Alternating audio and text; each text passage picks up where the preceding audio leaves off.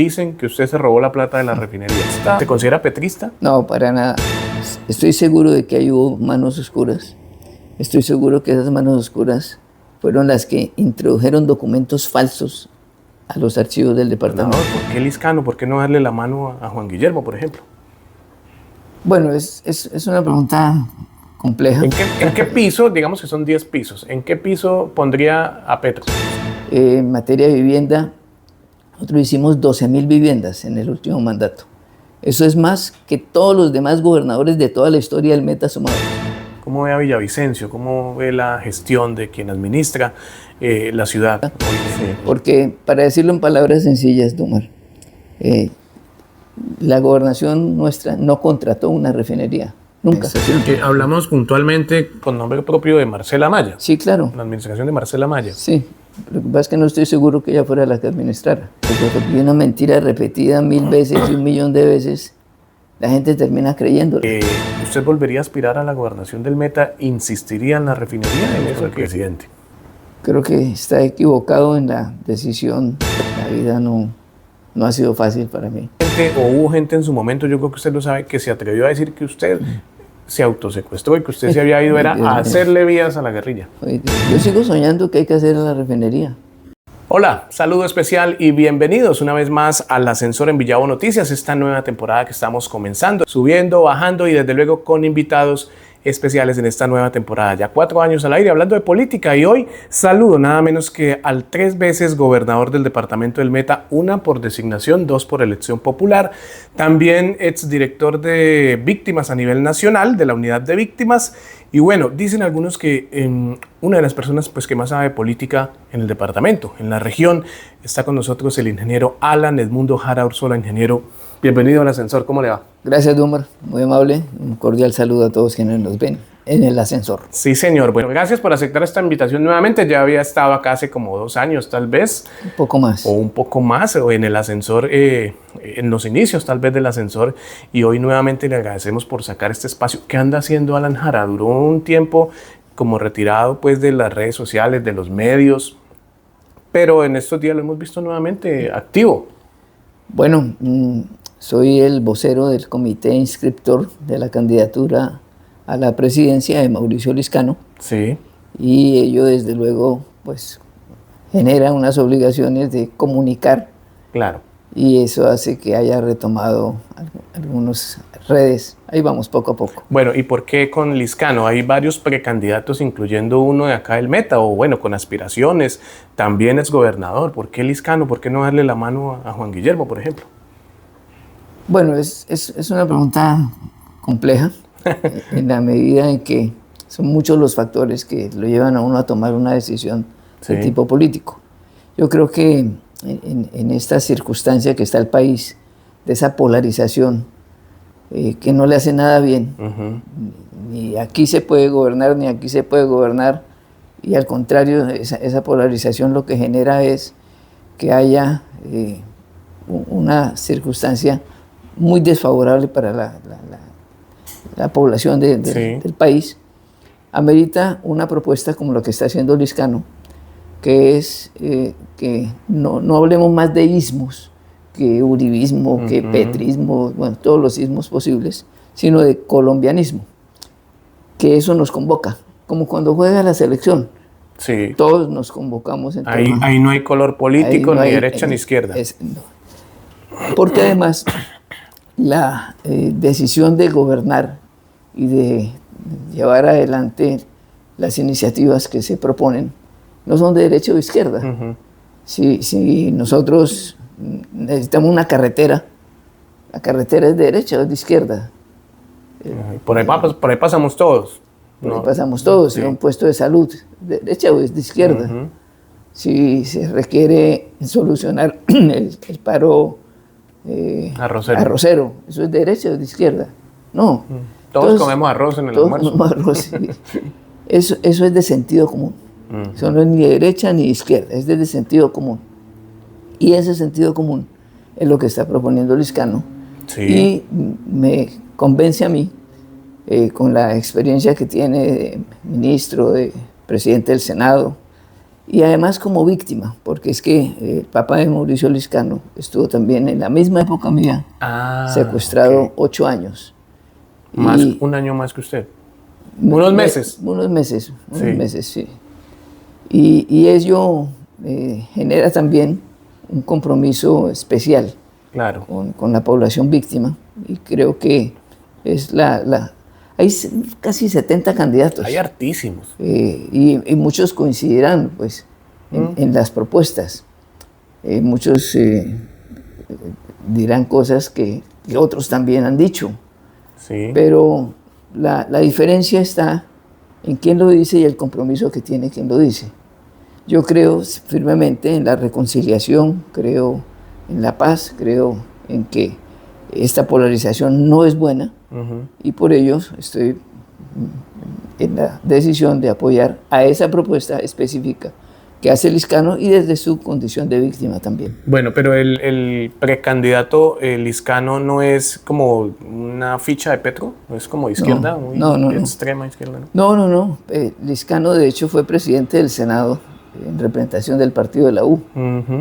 Él fue representante a la Cámara a los 25, a los 30 fue senador. Él participó en el gobierno de Petro, pero eso no traduce que es petrista. Okay. De hecho, en el gobierno de Petro empezaron Ocampo en Hacienda, Cecilia López en Agricultura, Alejandro Gaviria en Educación, Prada en Ministerio del Interior, Liscano en las TIC. O sea, cuando se estructuró y se armó ese primer gabinete del presidente Petro, digamos que no fue un gabinete petrista, sino que convocaba a distintos sectores.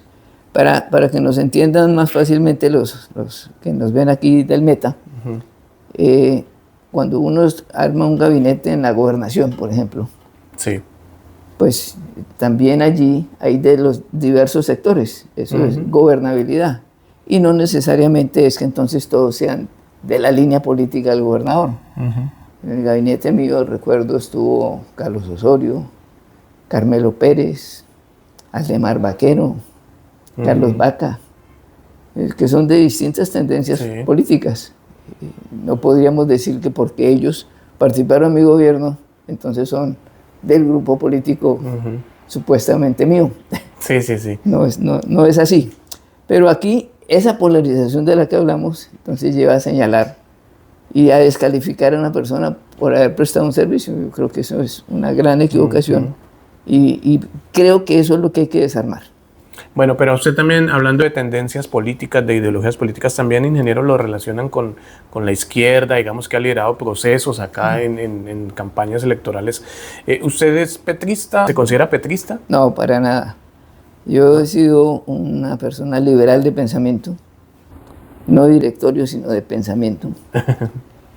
Creo firmemente en que el gobierno tiene que generar mejores condiciones para quienes más lo necesitan.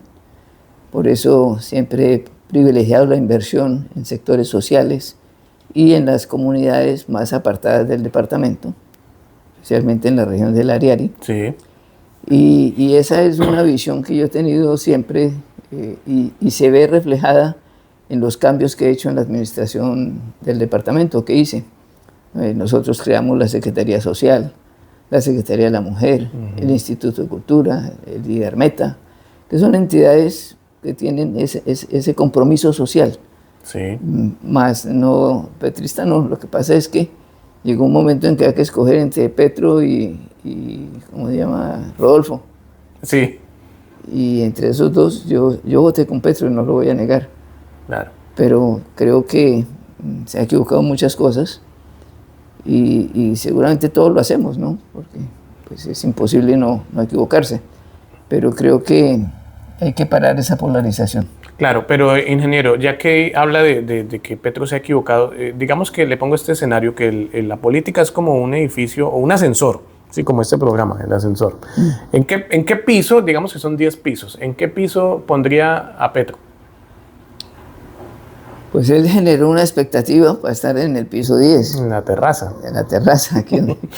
Pero a la hora de ejecutar lo que seguramente él planteó con una convicción de que podría hacerlo. Un cambio.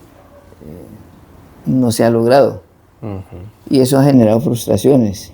Pero además de eso, hay otros factores como el orden público, que está deteriorándose. No ha sido bueno en eso. Creo que el tema de la paz total ha sido muy difícil de implementar. Y el resultado es que estamos viendo que aquí el orden público se ha deteriorado sensiblemente. ¿Cree usted que fracasó la paz total o todavía no ha fracasado? Porque ya se le va a acabar el periodo de gobierno a Petro. Pues creo que la paz tiene que ser un propósito de todo gobierno. No puede ser un propósito la guerra, tiene que ser la paz. El cómo hacerlo es otra circunstancia. Yo acompañé al presidente Santos en esa decisión de firmar la paz con la guerrilla de las FARC. A pesar de que me tuvieron secuestrado más de 7 años y medio. Sí. Y lo hice convencido de que es lo que necesita la nación, estar en paz. Pero creo que esto de la paz total no está funcionando. No está funcionando. Bueno, y siguiendo en el escenario de la política como edificio, como ascensor, ¿cómo ve a los que están en el piso 7? ¿Cómo ve a Villavicencio? ¿Cómo ve la gestión de quien administra la ciudad hoy en Villavicencio? Bueno, creo que todo gobernante quiere hacerlo mejor. El cómo hacerlo y el cómo lograrlo es lo complejo. Sí. Y en eso va mucho dependiendo de con quién se rodea, dependiendo de qué capacidad de gobernabilidad tiene, que entran también los equipos que respaldan. Los asesores. Los asesores. Y no ha sido fácil para los gobernantes. La coyuntura del invierno, la coyuntura de la carretera, del acueducto. Ha habido muchas cosas que hace que sea difícil tener un buen resultado. Sí. Pero bueno, va año y medio. Creo que el alcalde tiene toda la intención de hacerlo bien y quiera Dios que le vaya muy bien. Sí, ojalá. ¿Y en el piso 10, cómo ve a la gobernadora? Bueno, creo que la dijimos al revés. La gobernadora está bueno, en el piso 10 es la alcaldía, perdón, sí. Lo dije al revés. En el piso 7, ¿cómo ve a la gobernadora? Bien, creo que es una mujer muy valiente que ha tenido que superar dificultades trágicas como la muerte de su esposo. Sí. Y creo que ha tenido el carácter de decirle al gobierno muchas cosas y también a los actores armados y legales. Y sé que tiene la mejor voluntad también de lograrlo. Pero igualmente, pues las circunstancias que mencionamos para el alcalde también afectan a la gobernación. Pero yo confío en que le va a ir muy bien. Bien, estamos en el ascensor, esta nueva temporada. Después de 4 años al aire seguimos hablando de política. Hoy con el ingeniero Alan Jara, exgobernador del Meta. Hay un tema del que no podemos dejar de hablar y es el de la refinería. Porque uno dice Alan Jara y lo recuerdan por la refinería. Pero antes de eso yo quisiera preguntarle a usted en sus 3 periodos como gobernador, ¿qué dejó para el departamento del Meta? Porque uno habla de Alan Jara, insisto, y hablan de la refinería, pero usted también hizo puentes, un coliseo, programas de vivienda. Así, digamos, de manera resumida, algo significativo que cuando la gente escucha diga, eso lo hizo el de la refinería. Sí. Bueno, la refinería es un tema complejo, que amerita un programa especial. Lo haremos más adelante. Y ojalá podamos hacerlo. Lo haremos. Como le decía, yo he tenido en la gobernación una visión social de lo que debe ser el ejercicio del gobierno para ayudar a los que más necesitan. Para destacar, yo creé el Fondo Social de Educación Superior, con el cual han estudiado más de 7,000 profesionales llaneros. Sí. Y en nuestros mandatos siempre ha sido donde ha habido la mayor inyección de recursos, de lejos la mayor, para que puedan estudiar alumnos que de otra manera no podrían hacerlo, porque en el ICETEX usted tiene que demostrar que no necesita plata para que le presten. Y de ahí es que nace la idea del Fondo Social de Educación Superior. Hicimos en materia de deporte un ejercicio muy interesante también, con un convenio con Cuba Deportes en su momento, que permitió que el Meta se ubicara competitivamente a nivel nacional en los mejores puestos. Eso fue trayendo 22 o 23 técnicos cubanos de gimnasia, de boxeo, de tenis de mesa, bueno, todas las disciplinas, donde Cuba en ese momento era potencia mundial, a pesar de ser una pequeña isla y con muchas dificultades.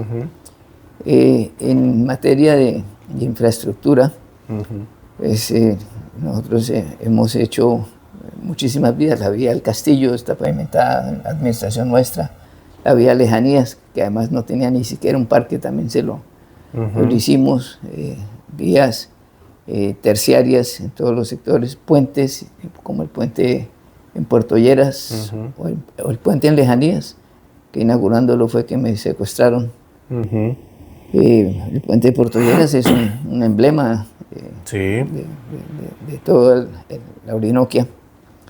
En materia de vivienda, nosotros hicimos 12.000 viviendas en el último mandato. Eso es más que todos los demás gobernadores de toda la historia del Meta sumados.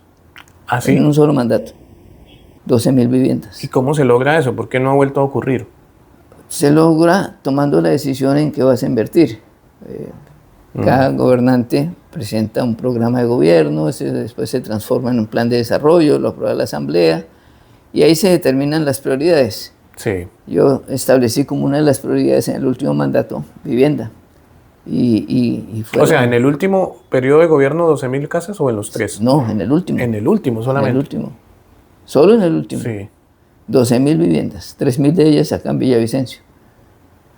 Y ello obedece, como le decía, a esa necesidad que yo entiendo que debe ejercerse desde lo público para lo social. Lo social. Y el proyecto de la refinería era eso, un modelo de desarrollo para generar ingresos que compensaran la pérdida de las regalías, el raponazo, como lo llamé yo en su momento.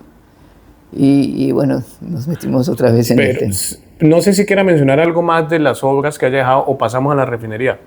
Sí, no, aquí en Villavicencio, además de las 3.000 viviendas y de parques y polideportivos y remodelaciones de escenarios, culminamos el anillo vial, que también es una obra importante, las dobles calzadas de Fundadores a Porfía y de la vía Puerto López hasta el puente de Locoa, se estructuraron en el gobierno mío y a pesar de que lo contrató la siguiente gobernación, pues obedece es una iniciativa de a iniciativas nuestras, porque en ello debo decir que inclusive tocó demandar a la nación porque se había firmado un convenio en el cual la gobernación se comprometía a entregar unos recursos a la nación para hacer unas obras en la vía Bogotá-Villavicencio, pero que eran fuera del Meta.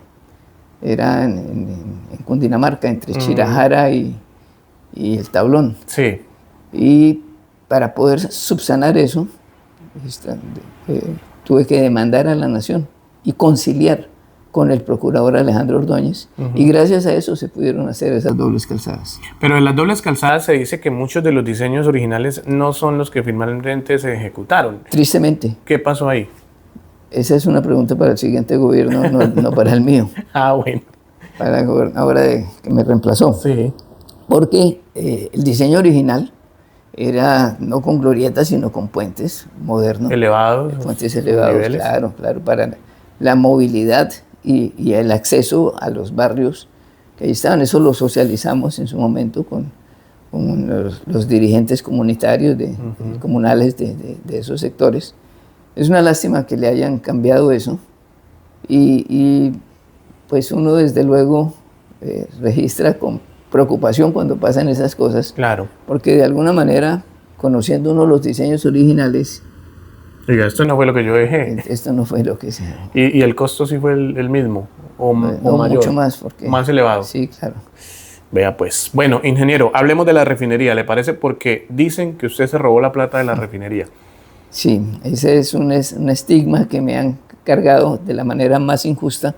Sí. Porque, para decirlo en palabras sencillas, Dumar, la gobernación nuestra no contrató una refinería, nunca. Se contrataron unos estudios, se compraron unos terrenos y se obtuvieron las licencias. Eso fue lo que se contrató y eso fue lo que se hizo. Y están exigiéndome que debe haber una refinería cuando no se contrató. Porque el modelo de negocio de la refinería era que la gobernación hacía esa preinversión y un financiador externo pagaba el valor de la refinería. ¿Qué era cuánto? La refinería de 40.000 barriles en ese momento valía 2.000 millones de dólares. Es decir, en ese momento el dólar estaba como a 3.000. 6 billones de pesos. Billones. Billones con B. Eso vale una refinería. La gobernación contrató, o no la gobernación, una empresa que era capital público, que se llama Llano Petrol. Llano Petrol. Contrató, sumado todos los ítems, el valor del terreno, etcétera, todo eso, suma algo así como 30.000 millones, que viene siendo el 0,3% del valor del proyecto. Del valor de la refinería. Del valor de la refinería. ¿Y esa plata se perdió o no se perdió? No, no se perdió, y así lo estableció la Contraloría General de la República en un fallo, en el fallo 1600, es de 460 páginas, donde analiza qué se hizo con cada peso que se invirtió. Y esa está representado en estudios con los cuales se obtuvo una licencia, y el valor de la licencia sobrepasa en mucho lo invertido. Eso es un valor que la Contraloría lo estableció. Y se compró un terreno en una cifra muy inferior a lo que la misma Fiscalía General de la Nación, a través de unos peritos, estableció cuánto valía el terreno. Sí. Por ese terreno se pagaron 4.200 millones y la Fiscalía estableció que para esa época debía valer el terreno algo así como 9.000 millones de pesos. Es decir, lo que pagó la gobernación es menos de la mitad de lo que valía el avalúo según la Fiscalía General. Según la Fiscalía. Entonces, ni se contrató una refinería, ni se perdió la plata, y así lo estableció la misma Contraloría. Y sí sucedieron otras cosas que están siendo objeto de investigación y que esperamos que haya pronto un fallo, así como ya falló la Contraloría, falló la Procuraduría General de la Nación también, la Contraloría del Departamento del Meta, que también realizó 2 investigaciones. Todas han fallado, aclarando que lo que se contrataron fueron unos estudios, y los estudios están, que lo que se contrató sirvió para sacar una licencia que vale muchísima plata, y la licencia está, y que lo que se contrató fue la compra de un terreno, y el terreno está, y se compró muy por debajo del valor comercial. Si sumáramos lo que vale la licencia más lo que vale el terreno, se podría fácilmente decir que no se perdió un peso, al contrario, la gobernación ganó. Bueno, ¿y entonces qué pasó? ¿Por qué no se siguió? Eso era los estudios, diseños, licencias. ¿Seguía el proyecto ya de la construcción? ¿Qué pasó con eso? ¿Usted terminó su periodo de gobierno? Sí, todo megaproyecto demanda 2, 3 mandatos para poderlo sacar adelante. Un ejemplo, el Metro de Bogotá, surge en una administración, viene otra, y en la tercera administración, y en la cuarta se está concretando, se está finalizando. Entonces, pensar que podemos hacer una refinería en meses no es posible. Esos son megaproyectos que demandan un periodo de tiempo, y por eso en su momento la Presidencia de la República lo declaró como un proyecto de interés nacional. ¿Qué pasó? Que la siguiente administración decidió tomar una serie de medidas que condujeron a que no se continuara con el proyecto.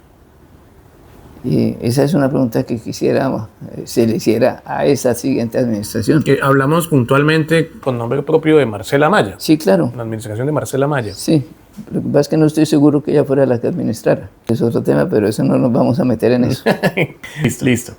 Entonces, lo que pasó fue que, quedando todo listo, no se le dio continuidad. Yo creo que ese es un mal que aqueja a nuestro país y que le causa mucho daño.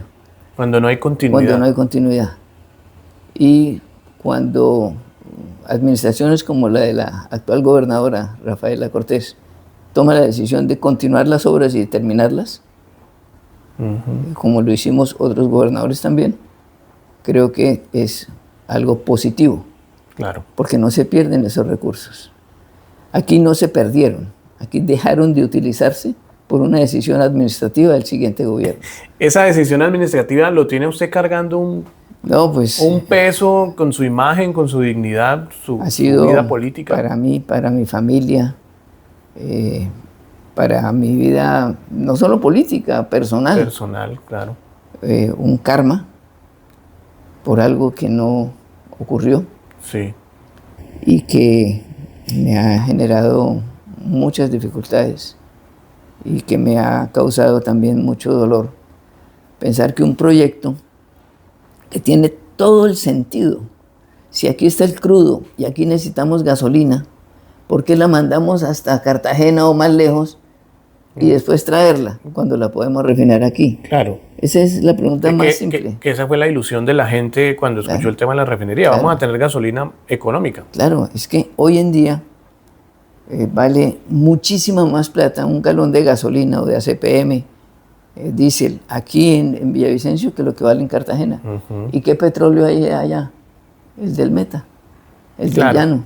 El 80% del petróleo de Colombia sale del llano. Sí. El Meta, de Arauca y de Casanare. Entonces, ¿qué sentido tiene enviar eso hasta allá? Claro. Y queriendo hacer un bien, terminé, por razones que todavía yo no entiendo, crucificado por algo que los mismos organismos de control, porque todo esto nace en una investigación que apertura la Contraloría. Y la Contraloría, usted vio el fallo. La archivó. La archivó. La archivó determinando que no se contrató una refinería. Inexistencia de daño. Inexistencia de daño. Lo que contrataron fueron unos estudios y los estudios están. Y esos sirvieron como base para sacar una licencia. Y esa licencia vale una plata. Y se compró un terreno porque tiene que los estudios aplicarse a un terreno y el terreno está y vale muchísimo más de lo que se pagó por él. Pero no, yo realmente no he entendido por qué se generó toda una avalancha de mentira y una mentira repetida 1000 veces y 1.000.000 de veces, la gente termina creyéndola. Y repitiéndola. Y repitiéndola. Replicándola. Y lo hablan a boca llena. No, es que se robaron la refinería. Sí. Y nunca se contrató la refinería. Y el valor de lo contratado para estudios, diseños y terrenos es inferior a los que el mismo Banco Interamericano de Desarrollo establece. El banco dice que para un proyecto de infraestructura lo usual es invertir entre un 3 y un 5% en estudios, diseños de la prefactibilidad. Y aquí se invirtió 0,3%. Ni siquiera el 1%. Ni siquiera el 1%. Bueno, pero entonces que han pasado varios años, ingeniero Alan Jara, y usted pues dice que evidentemente se trata una decisión administrativa de no darle continuidad a ese proyecto. ¿Qué pasaría? ¿Por qué no le dieron continuidad? Si estaban ya los diseños, si el proyecto era viable, porque hay viabilidad de las diferentes entidades correspondientes. Claro, Ecopetrol dijo que este tipo de proyectos era viable porque se ahorraba el transporte de llevar el crudo hasta el centro de refinación y traerlo otra vez al punto de consumo. Ministerio de Minas le dio aviso favorable para la construcción de la refinería. La autoridad ambiental, ANLA, expidió la licencia ambiental, y no solo para el tema de la refinería, sino para un centro de acopio, porque esto era un modelo de desarrollo completo. Yo realmente no he entendido, salvo tal vez la mezquindad de la política, como razón por la cual se haya generado hasta falsedades. Porque falsificaron firmas, falsificaron documentos. Y con esos documentos falsos y esas firmas falsas se tomaron las primeras decisiones un tanto apresuradas, pero se ha ido aclarando todo poco a poco y ya hay fallos de Procuraduría General de la Nación, de la Contraloría General de la República, de la Contraloría del Departamento del Meta, donde se demuestra que lo que se contrataron fueron unos estudios y que los estudios están. Sí. Y que fueron útiles para sacar la licencia. Para cerrar el tema de la refinería, ingeniero, ¿cree usted que hubo una entramada, manos oscuras, intenciones tal vez políticas, como usted dice, la mezquindad política, para enlodarlo a usted y hacerlo como el culpable de algo que no pasó, que fue robarse una refinería? Estoy seguro de que ahí hubo manos oscuras. Estoy seguro que esas manos oscuras fueron las que introdujeron documentos falsos a los archivos del departamento, que introdujeron firmas falsificadas en esos documentos y que eso generó una confusión en los organismos de control, que mientras no se aclaró todo y no se dilucidó, y en eso pasaron años, para finalmente producir los fallos que estoy mencionando, y que todavía hay otros fallos pendientes que deberán ser también absolutorios.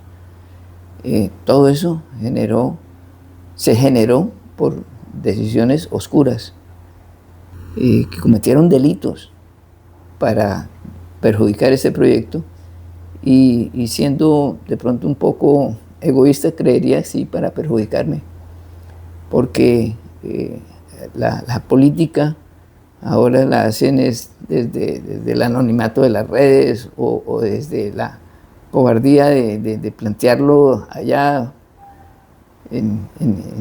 abusando de las redes sociales, pero que cuando uno menciona con hechos, mire, aquí está el fallo, aquí está el documento que demuestra que el terreno valía mucho más de lo que se pagó por él, y que la licencia tiene un valor, y que ese valor es también muy superior a lo que valieron los estudios para sacar esa licencia. Entonces dice uno, ¿dónde está? Si lo que se contrató fue eso, y ese es el entregable, y está debidamente documentado, ¿por qué pasa todo lo contrario? Bueno. Porque la gente lo señala a uno sin conocer qué pasó de fondo. Y le dicen a uno, es que robó la refinería. Jamás se contrató una refinería. ¿Cómo podía robarse? Bueno, pues dicen que entre el cielo y la tierra no hay nada oculto. También dicen que la justicia cojea, pero llega. Quiera Dios que llegue pronto, porque ya lleva cojeando mucho. Mucho, ¿cierto?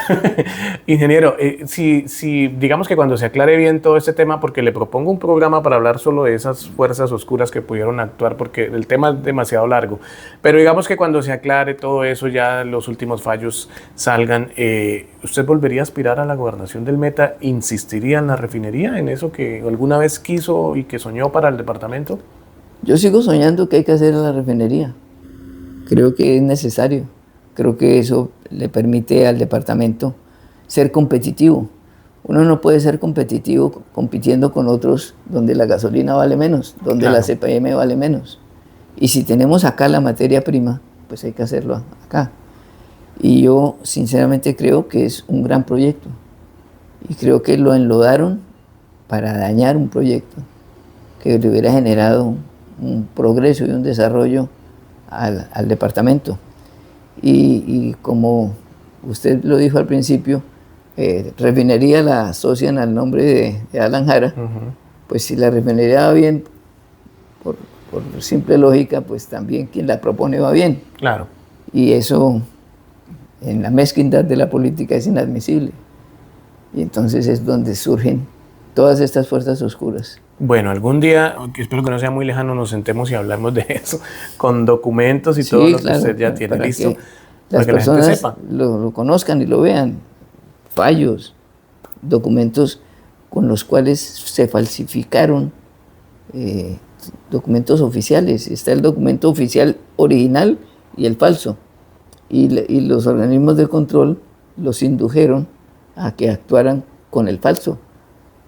Que eso no lo hace cualquiera, porque no cualquiera tiene la posibilidad de sacar un archivo de una gobernación. Tiene que ser alguien de alto perfil en la gobernación. Claro, bueno, ya casi para ir terminando, pero hablemos un poquito del secuestro, porque fue un capítulo sin duda muy doloroso, pero aún así hay gente, o hubo gente en su momento, yo creo que usted lo sabe, que se atrevió a decir que usted se autosecuestró y que usted se había ido a hacerle vías a la guerrilla. Ay, Dios mío. Estuve 7 años y 7 meses apartado de mi familia, encadenado, con militares y policías que dan testimonio y fe, como el general Mendieta, el coronel Murillo, el coronel Donato, el sargento Delgado, de aquí del Meta, los oficiales y suboficiales de la toma de Puerto Rico, de la de Uribe. 28 militares y policías de las distintas tomas compartieron conmigo el cautiverio. ¿Saben en qué condiciones me tuvo la guerrilla encadenado? Era el único civil que estuvo encadenado con ellos. Y sí, llegaron a decir esa barbaridad. Imagínese usted, con un hijo de 7 años lo va a dejar botado para irse al monte. Claro. Eso no cabe sino en las mentes más perversas, malévolas. Y el daño que me hizo a mí las FARC jamás podrán resarcirlo. Lo que yo sí planteé fue que había que hacer el proceso de paz para que eso no pasara más. Porque como lo dije en su momento, la vida no se la arregla uno el que condenen o no condenen a un guerrillero. La vida se la arregla uno el que se acabe el conflicto, que no haya más secuestros, que no haya más extorsión. Eso es lo que hay que buscar. Bueno, sí, señor. Le voy a nombrar algunos personajes de la política regional, nacional, y digamos que en una o dos palabras, digamos dos porque pues, más ya que nos alargamos mucho, pero ¿qué concepto qué tiene pues, digamos, de ese personaje? ¿Le parece? ¿Qué piensa, por ejemplo, de Gustavo Petro? Empecemos con el presidente. Creo que está equivocado en la decisión de la paz total. Bueno, pero se me pasó. Tratemos de que sean dos palabras nada más. Álvaro Uribe. Insensible. Juan Guillermo Zuluaga. Bueno, lo conozco bien, entonces definirlo es complejo, pero creo que es un hombre, no le encuentro dos palabras, pero que le vaya bien. Que le vaya bien. Bueno, hablemos de Rafaela Cortés. Mujer valiente. Felipe Harman. Sin talanqueras. Alexander Vaquero. Bien intencionado. Bien intencionado. Mauricio Liscano. Próximo presidente de Colombia. Uy, bueno, muy bien. Miguel Uribe Turbay. Dios quiera que se recupere. Bien, ingeniero, pues no sé si usted quiera enviarle un mensaje al departamento del Meta, algo más que contar antes de ir ya con los que suben y los que bajan, porque recuerde que este es el ascensor y la idea es que cuando hay un invitado pues nos diga quién sube y quién baja en materia política, porque la primera vez que vino usted se me fue por la tangente y me dijo que bajaba el técnico de la Selección Colombia. Pero era verdad. Sí, pero la idea es que sea de política. ¿Algún mensaje para los llaneros, para el país? Sí, no, un saludo respetuoso. Quisiera yo poder dialogar con cada uno de ustedes como lo hemos hecho hoy con Dumar, porque ha sido difícil, la vida no ha sido fácil para mí y muchas veces se cree pues que uno no tiene dificultades, que las dificultades son de otros. Sí. Y la verdad, mi vida no ha sido sencilla, la de mi hijo tampoco. Y yo puedo haberme equivocado de buena fe. Puedo haber cometido errores, pero nunca ni de mala fe, ni tampoco de meterle mano al presupuesto. Y si en algo fallé, pido excusas por ello. Y lo que yo quiero y he querido siempre es hacer las cosas bien. Vale, ingeniero Alan Jara, agradeciéndole por estar aquí en el ascensor una vez más. Esperamos que vuelva más adelante. ¿Quién sube y quién baja esta semana y por qué? Bueno, esta semana yo creo que sube la dirigencia del departamento a reclamar unos derechos y baja el gobierno al no escucharlos. Listo. ¿Le gusta el color rojo, ingeniero? Me gusta el rojo. ¿Le gusta el rojo? Lo sabía, por eso. Me gusta el rojo, me gusta el azul, me gusta... Ah, bueno, le gustan todos porque ahora que recuerdo es colombianismo, unión, ¿no? Eso es esa es la propuesta. Pues bueno, en esta nueva temporada del Ascensor hemos querido traer un detalle a los invitados Esto es, para que por favor lo ponga al lado del que más le guste, un recordatorio. Y es también como por haber aguantado las subidas y bajadas del ascensor y las preguntas incómodas que pudimos haber hecho. Sí. Muchas gracias por haber estado en el ascensor, ingeniero. No, gracias a usted. Un saludo a todos y muchas gracias. Aquí le encuentro un sitio perfecto. Listo, que todos lo vean cuando vengan. Muchas gracias a ustedes también. Hoy el ingeniero Alan Jara, exgobernador del Meta, hablando de política aquí en el ascensor. Felicidades y no se desconecten porque seguimos con más invitados en esta nueva temporada. Chao.